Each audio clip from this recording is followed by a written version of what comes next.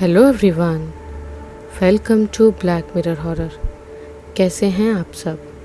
I hope आप सब ठीक होंगे। आज मैं आप सभी के लिए एक किला यानी किसी ऐतिहासिक जगह की भूतिया कहानी लेकर आई हूँ और उम्मीद करती हूँ कि आपको ये कहानी पसंद आएगी। कहानी पसंद आए तो इस वीडियो को लाइक और चैनल को सब्सक्राइब ज़रूर कीजिएगा और साथ ही बेल आइकन ऑन करना मत भूलिएगा। आपने बहुत से ऐसे पुराने किलों और खंडहरों के बारे में सुना होगा जहाँ पर आत्माओं का डेरा है। शायद ऐसे किसी किले में गए भी होंगे, लेकिन शायद ही आपको वहाँ पर किसी आत्मा के होने का अनुभव हुआ होगा। हो सकता है कि अनुभव हुआ भी हो। ऐसा ही एक भूतहा आत्माओं से लिप्त किला है, पोहरी कस्बे का खंडेराव का किला, जिसके बारे में वहाँ के लोग कहते हैं कि वो किला भले ही दिन में शांत रहता है, वहाँ पर एक भी आत्मा के होने का एहसास नहीं होता, लेकिन रात होते ही वहाँ पर आत्माओं का दरबार लगता है। वो भी कोई ऐसा वैसा दरबार नहीं, बल्कि नृत्यांगनाओं का दरबार, जिसको प्रमाणित करती हैं रात के वक्त किले से आने वाली घुंघरुओं की आवाज़ें। न सिर्फ घुंघरुओं की आवाज़ें बल्कि तालियों की भी आवाज़ें आती हैं वहाँ से। ये सच है या झूठ ये तो भगवान जाने, लेकिन वहाँ के लोगों का तो कहना यही है। पोहरी के खंडेराव के किले के बारे में विकी ने भी सुना था और उसके बारे में अपने 3 और दोस्तों को भी बताया था। न सिर्फ बताया बल्कि उसने उन तीनों के साथ वहाँ जाने का फैसला भी किया था। वो वहाँ सिर्फ घूमने या मौज मस्ती करने नहीं जा रहा था, बल्कि ये देखने भी जा रहा था कि किले में भूतों वाली बात सही है या फिर ये अफवाह है। उसके 3 दोस्तों में अभय, उमेश और अर्जुन शामिल थे। अर्जुन ने भी उस किले के बारे में कुछ सुना हुआ था जो भूतों के बारे में नहीं था। क्या विकी ने जो खंडेराव के किले के बारे में सुना था वो सब सही था या फिर अफवाह? और अर्जुन ने उस किले के बारे में क्या सुना था वो और खंडेराव के किले का सच जानने के लिए ये वीडियो अंत तक ज़रूर सुनिएगा। विक्की को खंडेराव के किले के बारे में जानकारी सोशल मीडिया से मिली थी। उसे पुरानी जगह देखने का बहुत शौक था। वो अकेला नहीं जाता था, अपने दोस्तों को साथ लेकर ही जाता था। इसलिए उसने अपने तीनों दोस्तों को उस किले के बारे में बताया तो वो भी उसके साथ जाने को तैयार हो गए थे। अर्जुन तो पहले से ही वहाँ जाने को तैयार था, क्योंकि उसे उस किले के बारे में कुछ पता चला था। जिस तरह विक्की को सोशल मीडिया से उस किले के बारे में जानकारी मिली थी, ठीक उसी तरह से अर्जुन ने उस किले के बारे में सोशल मीडिया से ही जानकारी जुटाई थी। सभी दोस्तों के तैयार होने के बाद विक्की ने शनिवार के दिन पोहरी जाने का फैसला किया। पोहरी मध्य प्रदेश के शिवपुरी जिले का एक छोटा सा कस्बा है, जहाँ पर सिर्फ रोड से ही पहुँचा जा सकता है। विक्की के पास कार थी तो वो चारों कार से ही शनिवार की सुबह जल्दी ही पोहरी के लिए निकल गए। उसने उस किले में घूमने के लिए सारा ज़रूरी सामान ले लिया था। वो वहाँ दिन में नहीं बल्कि रात में घूमना चाहता था, इसलिए उसने अपने साथ एक टॉर्च भी रखी हुई थी। उन्होंने रास्ते में ही चाय नाश्ता किया और पोहरी पहुंचकर वहाँ खाना खाने के लिए कुछ ले लिया। उन्हें उस जगह के बारे में ज़्यादा जानकारी नहीं थी, इसलिए वो पूरी तैयारी से वहाँ जाना चाहते थे। पोहरी पहुंचकर विकी ने कुछ लोगों से उस किले के बारे में पूछा, लेकिन वो उसे कुछ भी बताने से डर रहे थे। वो सिर्फ उसे आगाह कर रहे थे और बोल रहे थे कि अगर तुम्हें अपनी जान प्यारी है तो उस किले से दूर ही रहना। विकी और उसके दोस्तों को उनकी बातों पर हंसी आ रही थी। भले ही पोहरी के लोग उन्हें खंडेराव के किले में जाने से मना कर रहे थे, लेकिन उन्हें तो वहाँ जाना ही था। वो पोहरी तो पहुँच ही गए थे, लेकिन उन्हें उस किले का रास्ता नहीं मालूम था। फिर भी वो लोगों से रास्ता पूछते पूछते किले तक पहुंच ही गए। वो बहुत ही बड़ा किला था जो पूरी तरह से खंडहर हो चुका था, जिसे देखकर लग रहा था जैसे कुछ ही सालों में वो किला ज़मींदोज़ हो जाएगा। विक्की, उमेश, अर्जुन और अभय जैसे तैसे रास्ता पूछते हुए किले तक पहुंच ही गए थे, लेकिन उन्हें समझ नहीं आ रहा था कि वो जगह कौन सी है जहाँ पर घुंघरुओं की आवाज़ें सुनाई देती हैं। गांव के लोगों ने भी उन्हें उस किले के बारे में कुछ भी नहीं बताया था। तभी उन्हें एक पत्थर पर बैठा एक बुजुर्ग दिखाई दिया जो बीड़ी पी रहा था। वो तीनों जल्दी से उसके पास गए और उससे किले की उस जगह के बारे में पूछा जहाँ वो जाना चाहते थे। उन्हें ज़्यादा उम्मीद तो नहीं थी कि वो उन्हें उस बारे में कुछ भी बताएगा, लेकिन वो एक आखिरी कोशिश करना चाहते थे। उस बुजुर्ग ने कहा कि तुम बिल्कुल सही जगह पर हो, और अपने बगल में इशारा करके बताया कि वो रहा वो दरवाज़ा, वहाँ से तुम अंदर जा सकते हो, लेकिन ध्यान से जाना, किसी अनजान से मदद मत मांगना और ना ही किसी अनजान के साथ जाना। सिर्फ इतना ही नहीं, तुम उस आवाज़ का पीछा मत करना, नहीं तो तुम वापस लौटकर नहीं आओगे। तुम्हारी लाशें ही तुम्हारे घर वालों को मिलेंगी, वो भी पूरी तरह कटी फटी। इतना कहकर वो हंसने लगा, जिसके बाद जिस तरफ वो इशारा कर रहा था उसी तरफ वो चारों लोग देखने लगे। जिसके बाद वो जैसे ही वापस उस बुज़ुर्ग की तरफ देखते हैं, वो वहाँ पर नहीं था। ये देखकर अर्जुन बोला, मुझे पहले से ही शक था कि ऐसा कुछ होगा। तुझे क्या शक था और क्या होगा? विकी बोला। तूने उस बुढ़े की बातें नहीं सुनी? वो हमें कैसे डराने की कोशिश कर रहा था और कैसे वो यहाँ से अचानक गायब हो गया। मुझे पहले से ही शक था कि गांव वाले ने हमें डराने के लिए ऐसा कुछ करेंगे। न सिर्फ हमें डराने के लिए, बल्कि यहाँ पर जो भी आता है उन्हें भी डराने के लिए ऐसा ही करते होंगे। अर्जुन बोला। तो ये क्या बोल रहा है? मेरे तो कुछ भी समझ में नहीं आ रहा। विकी बोला। अभी अभी वहाँ क्या हुआ था उस बात से उमेश और अभय को कोई फ़र्क नहीं पड़ता। और अभय बोला, तुम दोनों ये किस बहस में पड़ गए हो? चलो जल्दी से अंदर चलकर देखते हैं कि जो विकी ने बताया वो सही है या फिर ऐसे ही झूठ है। जिसके बाद वो चारों किले के अंदर चले जाते हैं। पहले कुछ कदम तो उन्हें सब कुछ नॉर्मल लगता है। दीवारों पर उन्हें लवर्स के नाम लिखे दिखाई देते हैं और मकड़ी के जाले भी। जैसे ही वो कुछ अंदर जाते हैं तो उन्हें ऐसे लगने लगता है जैसे कोई उनके पीछे चल रहा हो। सबसे आगे विकी था, बीच में उमेश और अभय, उन सबसे पीछे अर्जुन था। वो एहसास सिर्फ अर्जुन को ही हो रहा था, लेकिन उसने उस बारे में उन तीनों में से किसी को भी नहीं बताया, क्योंकि उसे लग रहा था कोई ये जानबूझकर उन्हें डराने के लिए कर रहा है। उसने पीछे मुड़कर देखा भी, लेकिन उसे अपने पीछे कोई भी नहीं दिखाई दिया। जिसके बाद वो सभी लोगों के साथ आगे बढ़ने लगा। उनमें से किसी की भी दिलचस्पी किला देखने की नहीं थी, बल्कि वो तो उन बातों का निरीक्षण कर रहे थे जो उन्होंने उस किले के बारे में सुनी थी। लेकिन अर्जुन के दिमाग में कुछ और ही चल रहा था। उसके पास एक ताबीज़ थी जिसे वो अपने हाथ में लेकर चल रहा था। वो कोई मामूली ताबीज़ नहीं थी, बल्कि अभिमंत्रित की हुई ताबीज़ थी जो वो एक तांत्रिक से लेकर आया था, क्योंकि उसने सुना था कि खंडेराव किले में राजा खंडेराव का खजाना छुपा हुआ है जिसे अब तक कोई भी नहीं ढूंढ पाया है। वो खजाना खंडेराव पुणे से लाए थे। वो ये समझ रहा था कि उसी खजाने को बाहरी लोगों से बचाने के लिए गांव के लोगों ने किले में भूतों की कहानियां फैला दी है। उसने किले में खजाने वाली बात उनमें से किसी से भी नहीं बताई थी। अर्जुन हाथ में ताबीज़ पकड़े हुए चल रहा था, क्योंकि उस तांत्रिक ने उसे बताया था कि जब वो ताबीज़ खजाने के पास पहुंच जाएगा तो अपने आप ही ज़मीन पर गिर जाएगा। अर्जुन उस तांत्रिक की बातों को याद करता हुआ आगे बढ़ रहा था, और उसके आगे चल रहे उसके सभी दोस्त आपस में किले के बारे में बातें करते हुए चल रहे थे। तभी अर्जुन को ऐसा लगा जैसे किसी ने उसके कंधे पर हाथ रखा हो। अर्जुन ने पीछे मुड़कर देखा तो वहाँ पर कोई भी नहीं था। जिसके बाद वो आगे मुड़ा तो उसे अपने हाथ में ज़ोर से डंडे की चोट लगने का एहसास हुआ। जिसके बाद उसके हाथ से वो ताबीज़ छूट गई।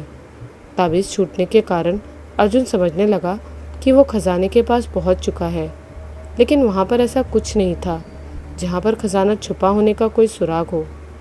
चारों तरफ मोटे मोटे पत्थरों से बनी दीवार थी और नीचे पत्थरों की ही मोटी सी फर्श थी। अर्जुन समझने की कोशिश कर ही रहा था कि उसके साथ क्या हुआ। तभी उसे ऐसा लगा जैसे किसी ने उसे पीछे से आवाज़ लगाई कि आगे मत जाओ, वहाँ राजा का दरबार लगा है, तुम लोगों का वहाँ जाना मना है। उस बात को नज़रअंदाज करता हुआ अर्जुन आगे बढ़ रहा था।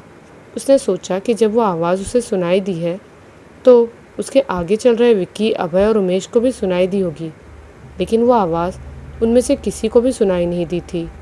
वो चारों किले की खूबसूरती और उसकी जर्जर हालत देखते हुए आगे बढ़ रहे थे। तभी विक्की को एहसास हुआ जैसे उसके सामने खड़े दो लोगों ने उन्हें भाले से आगे बढ़ने से रोका हो। वो दोनों ही सैनिकों की वेशभूषा में थे, लेकिन वहाँ पर कोई भी नहीं था। तो विक्की उसे अपने मन का वहम समझकर आगे बढ़ रहा था। वहीं एहसास उसके पीछे चल रहे अभय, उमेश और अर्जुन को भी हुआ था, लेकिन उन्होंने भी उसे अपने मन का वहम समझकर उस पर ध्यान नहीं दिया और आगे बढ़ते रहे। वो लोग लगभग 4 घंटों से किले में घूम रहे थे, लेकिन उन्हें इस बात का एहसास ही नहीं था कि बाहर गर्मी बहुत थी, लेकिन अंदर पत्थरों के कारण गर्मी नहीं थी। उन चारों के पास एक एक पानी की बॉटल्स थी।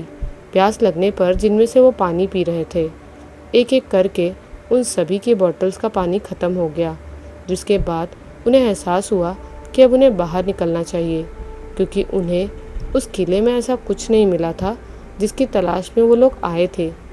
जैसे ही वो लोग बाहर निकलने के लिए पीछे मुड़े तो वो कंफ्यूज हो गए, क्योंकि वहाँ पर 4 रास्ते थे। वो समझ ही नहीं पा रहे थे कि उनमें से बाहर जाने वाला रास्ता कौन सा था। वो लोग अपनी मस्ती में मगन थे, इसीलिए उन्होंने रास्तों पर ध्यान ही नहीं दिया था। वो सभी पहले भी इस तरह के किले में जा चुके थे, इसीलिए उन्हें पता था कि सभी किलों में रास्ता बताने वाले बोर्ड्स लगे रहते हैं। जिसके बाद वो लोग उन बोर्ड्स की तलाश करने लगे। तभी उन्हें घुंघरुओं की आवाज़ सुनाई देने लगी। अर्जुन, क्या तुझे भी घुंघरुओं की आवाज़ सुनाई दे रही है? विक्की हैरान होते हुए बोला। हाँ यार, लगता है राजा का दरबार सज गया है और नृत्यांगनाएं नृत्य शुरू कर चुकी हैं। अर्जुन हंसते हुए बोला। हंस मत यार, चल देखते हैं राजा का दरबार कहाँ लगा है, अभय बोला। उन लोगों को घुंघरुओं की आवाज़ सुनने के बाद भी डर नहीं लग रहा था, बल्कि वो तो ये देखना चाहते थे कि वो आवाज़ कहाँ से आ रही है, क्योंकि विक्की और अर्जुन को तो पहले से ही शक था कि ये सब गांव वालों की कारस्तानी है, ताकि वो बाहरी लोगों को उस किले से दूर रख सके। वो चारों घुंघरुओं की आवाज़ सुनकर ये भूल गए थे कि उन्हें बाहर निकलना है और बाहर जाने का रास्ता ढूंढ रहे थे। वो उस आवाज़ में इतना खो गए थे कि उन्हें अपनी आंखों के सामने लगा बोर्ड नहीं दिखा, जिस पर साफ साफ लिखा हुआ था कि यहाँ से आगे जाना मना है, आगे जाने पर जान का खतरा हो सकता है। घुंघरुओं की आवाज़ से मोहित होकर वो चारों उस आवाज़ की तरफ बढ़ रहे थे। वो आवाज़ एक लय में आ रही थी। जैसे जैसे वो आगे बढ़ रहे थे, घुंघरुओं की आवाज़ तेज़ होती जा रही थी।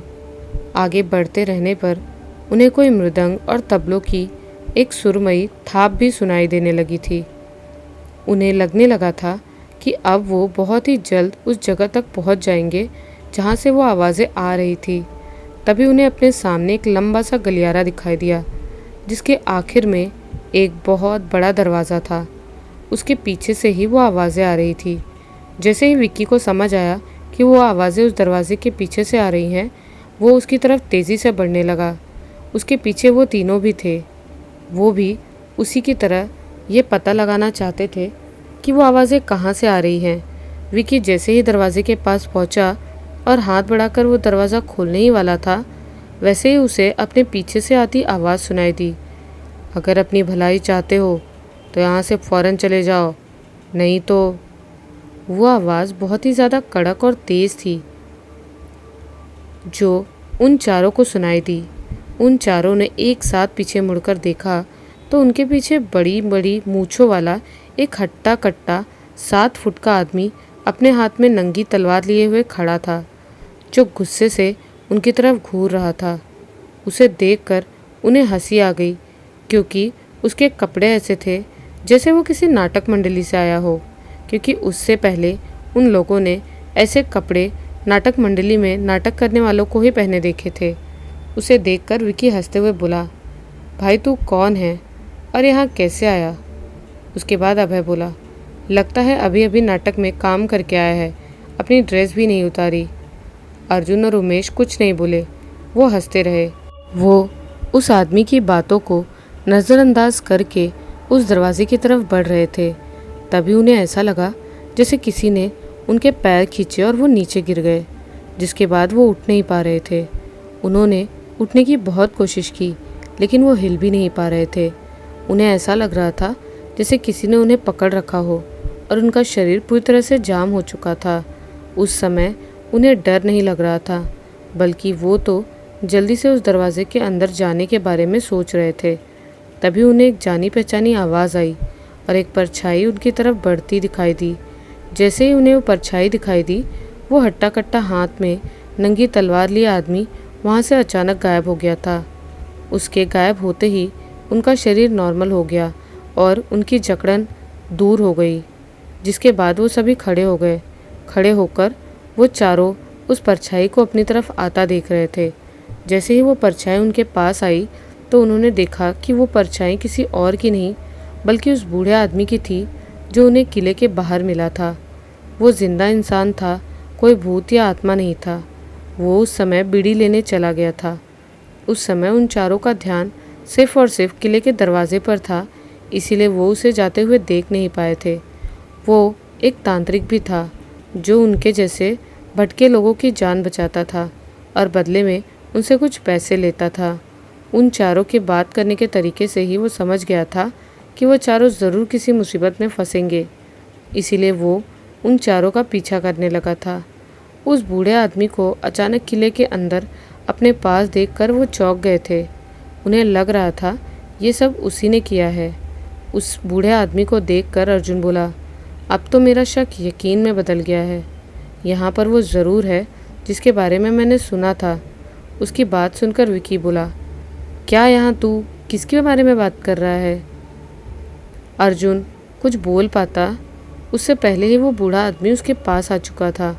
उन लोगों के पास आकर उसने उनसे पूछा, तुम ठीक तो हो? तुम्हें कुछ हुआ तो नहीं? क्या तुम में से किसी ने वो बोर्ड नहीं देखा था जो दरवाजे पर लगा था? वो तो अच्छा हुआ कि मैं तुम लोगों के पीछे से चला आया था, नहीं तो आज तो तुम लोगों ने अपनी अर्थियाँ उठवाने का इंतज़ाम कर ही लिया था। हमें बेवकूफ़ समझाए क्या? हम भले ही इस जगह पर नए हैं, लेकिन इस जगह के बारे में हम सब कुछ जानते हैं। तुम लोग इस जगह में भूत होने की अफवाह फैलाते हो ताकि कोई बाहरी आदमी यहाँ ना आ सके और तुम लोग यहाँ से वो निकाल सको जो सदियों से दफन है। अर्जुन गुस्सा करते हुए बोला। अर्जुन की बातों से वो बूढ़ा आदमी समझ गया कि वो क्या बात कर रहा है और बोला, बेटा तुमने एक बात तो बिल्कुल सही कही। यहाँ सदियों पुराना राजा खंडेराव का खजाना दफन है, लेकिन आज तक कोई भी उसे ढूंढ नहीं पाया। लेकिन इस किले में भूत होने की बात एकदम सच है, कोई अफवाह नहीं है। जिसे तुमने अभी थोड़ी देर पहले देखा था वो राजा का ही एक सैनिक था जो उसके दरबार में पहरा दिया करता था और मरने के बाद भी वही कर रहा है। और जब उनका दरबार लगता है तब वो किसी को भी दरबार में नहीं जाने देता। अगर मैं सही समय पर न पहुंचता तो अब तक तुम सब। वो उससे आगे कुछ भी बोल पाता उससे पहले ही अर्जुन बोला, तुम्हें ये सब कैसे पता? मुझे ये सब ऐसे पता कि मैं एक तांत्रिक हूँ। जो तुम सब नहीं देख सकते वो मैं देख सकता हूँ, वो बोला। उसकी बात सुनकर अर्जुन एकदम चौकन्ना हो गया। वो उससे कुछ भी नहीं बोला। अभय और विकी कुछ बोलने वाले थे, लेकिन उसने उन्हें भी शांत कर दिया। वो खुद बोला, ठीक है बाबा, हम आपकी बात मानते हैं। आपने हमारी जान बचाई है, उसके लिए हम आपके शुक्रगुजार हैं। अब आप हमें यहाँ से बाहर निकालिए, हमें बाहर निकलने का रास्ता नहीं पता। उसके बाद उस बूढ़े आदमी ने उन चारों को किले से सही सलामत बाहर निकाला। जब वो बाहर निकल रहे थे तब भी उन्हें घुंघरुओं, तबले, ढोलक और मृदंग की आवाज़ें सुनाई दे रही थी। उन आवाज़ों के बारे में उस बूढ़े ने उन्हें बताया। उसने बताया कि ये घुंघरू की आवाज़ राजा खंडेराव की शाही नर्तकी की है। जब उनकी सभा लगती है तो उसकी आत्मा यहाँ नृत्य करने आती है। न सिर्फ वो आती है बल्कि राजा खंडेराव भी स्वयं अपने राज दरबारियों के साथ यहाँ आते हैं। इस किले में उनका कुछ ऐसा है कि मरने के बाद भी वो उसे नहीं छोड़ रहे हैं। न सिर्फ वो बल्कि उनके दरबारी और कुछ सैनिक भी। उन सभी की आत्माएं आज भी इसी किले में घूमती रहती हैं। ढोल मृदंग बजाने वाले भी राजा के शाही थे। उनके लिए उन्होंने विशेष व्यवस्था करवाई थी। उसकी बातों पर उनमें से किसी को भी यकीन नहीं हो रहा था, लेकिन अर्जुन समझ गया था कि वो सामान क्या था जिसकी वजह से राजा खंडेराव की आत्मा आज भी उनके किले में है। वो बूढ़ा आदमी और कुछ भी बोलने वाला था, लेकिन तब तक वो सभी किले से बाहर आ चुके थे। बाहर आकर उन्होंने देखा कि अंधेरा हो चुका था, जिसके बाद उन्होंने उस बूढ़े आदमी से ज़्यादा बात नहीं की और कार में बैठकर शिवपुरी की तरफ निकल गए, क्योंकि वहीं पर उन्होंने अपने लिए एक होटल बुक किया था। वो होटल अर्जुन ने बुक किया था, क्योंकि वो जानता था कि उसका काम एक दिन में नहीं होगा, उसमें थोड़ा समय लगेगा। अगले दिन सुबह जल्दी उठकर वो चारों फिर से पोहरी की तरफ निकल पड़े, लेकिन इस बार वो लोग खंडेराव के किले में नहीं गए, बल्कि वहाँ के लोगों से किले के बारे में और जानकारी जुटाने लगे। तब उन्हें पता चला कि कुछ साल पहले किले में एक स्कूल हुआ करता था, जहाँ एक लड़की की मौत हो गई थी, जिसके बाद वो स्कूल बंद कर दिया गया था। वो मौत किसी आत्मा की वजह से हुई थी। उसके अलावा उन्हें ये भी पता चला कि रात में किले के अंदर राजा खंडेराव की न्याय सभा भी लगती है, जिसमें वो अन्याय करने वाले को दंड देते हैं। और रात में अगर कोई गलती से भी उस किले के अंदर गया तो उसकी मौत तय होती है, क्योंकि रात में वही किले के अंदर जाता है जो महल में छुपे खजाने को ढूंढने की इच्छा रखता हो। और राजा खंडेराव की आत्मा ऐसे किसी भी इंसान को जिंदा नहीं छोड़ती थी जो उनके खजाने पर बुरी नज़र डाले। खंडेराव के किले और राजा खंडेराव के बारे में इतनी सारी जानकारियाँ जुटाने के बाद भी विकी और अर्जुन रात में उस किले के अंदर जाना चाहते थे, क्योंकि उन्हें लग रहा था कि ये सभी बातें सिर्फ अफवाह है, उसके सिवा कुछ भी नहीं। लेकिन अभय और उमेश को डर लगने लगा था, इसीलिए वो वापस घर जाना चाहते थे। वो रात में किले के अंदर जाकर किसी भी तरह का रिस्क नहीं लेना चाहते थे, लेकिन विकी और अर्जुन के कहने पर वो मजबूरन किले के अंदर जाने को तैयार हो गए थे, लेकिन दिन में नहीं, रात में। क्योंकि वो दिन में जाते तो हो सकता था कि उन्हें कोई देख लेता, और वो नहीं चाहते थे कि कोई भी उन्हें अंदर जाते हुए देखे, क्योंकि वो रात में किले के अंदर रुककर अफवाहों को झुटलाना चाहते थे। गांव वालों ने उन्हें ये भी बताया था कि किले में आज तक कोई भी रात में नहीं रुका, और अगर किसी ने रुकने की कोशिश की भी तो वो मारा गया। वो लोग पूरा दिन इधर उधर घूमते रहे, और जैसे ही सूरज ढला, कार गांव के बाहर ही खड़ी करके वो लोग पैदल ही किले की तरफ चल दिए। उनके पास टॉर्च थी, इसीलिए उन्होंने टॉर्च नहीं जलाई, क्योंकि अगर वो ऐसा करते तो हो सकता था कि टॉर्च की रोशनी की वजह से उनके बारे में किसी को पता चल जाता। चांद की रोशनी में वो लोग धीरे धीरे किले की तरफ बढ़ रहे थे। कुछ ही देर में वो लोग किले के उस दरवाजे तक पहुंच गए जहां से वो पिछले दिन अंदर घुसे थे। वहां पहुंचकर भी उमेश और अभय ने विकी और अर्जुन को बहुत समझाया कि वो उस किले के अंदर न जाए, लेकिन उन्होंने उनकी बात नहीं मानी और उन दोनों को भी अपने साथ किले के अंदर ले गए। किले के अंदर घुसते ही विकी ने टॉर्च चालू कर ली। कुछ दूर चलने पर उन्हें ऐसा लगने लगा जैसे बहुत सारे आदमी भागकर अंदर की तरफ जा रहे हैं, जिसके बाद उमेश और अभय बाहर निकलना चाहते थे, लेकिन नहीं निकल सके क्योंकि विकी और अर्जुन ने उन्हें पकड़ लिया था। फिर कुछ दूर अंदर जाने पर उन्हें ऐसा लगा जैसे अंदर से बहुत सारे आदमियों के बोलने की आवाज़ें आ रही हैं। वो आवाज़ें ऐसी थी जैसे बहुत बड़ी भीड़ किसी एक ही विषय पर बात कर रही हो। उन्हें उस आवाज़ में सिर्फ न्याय और राजा खंडेराव ही समझ आ रहे थे। धीरे धीरे उन चारों को भी डर लगने लगा और वो वापस आना चाहते थे, क्योंकि उनकी हिम्मत जवाब दे चुकी थी। विक्की तो अर्जुन के कहने पर ही किले के अंदर आया था, क्योंकि उसने उस किले में खजाने की बात बता दी थी और ये भी बताया था कि शायद वो खजाना उसी दरवाजे के पीछे छुपा हो सकता है जहाँ से वो सभी पिछली बार वापस लौट आए थे। लेकिन किले के अंदर होने वाले उस डरावने एहसास के कारण विकी के मन से खजाने का लालच निकल गया था। वो अब बस किसी भी तरह किले से बाहर निकलना चाहता था। विकी ने किले से बाहर निकलने की बात उन तीनों से भी कही। अभय और उमेश तो पहले से ही डर रहे थे, इसलिए वो बाहर आने को तैयार हो गए, लेकिन अर्जुन तैयार नहीं था। लेकिन उन तीनों के कहने पर वो भी बाहर आने को तैयार हुआ, जिसके बाद जैसे ही वो चारों बाहर जाने के लिए पलटे, वैसे ही विकी को ऐसा लगा जैसे किसी ने उसके हाथ में डंडा मार दिया। उसके बाद उसके हाथ से टॉर्च नीचे गिरकर बंद हो गई। टॉर्च बंद हो जाने के बाद वहाँ घुप अंधेरा हो गया। उस अंधेरे में उनमें से किसी को भी कुछ भी दिखाई नहीं दे रहा था। जिसके बाद वो सभी दीवार के सहारे बाहर निकलने की कोशिश करने लगे, लेकिन वो बाहर निकले भी तो कैसे।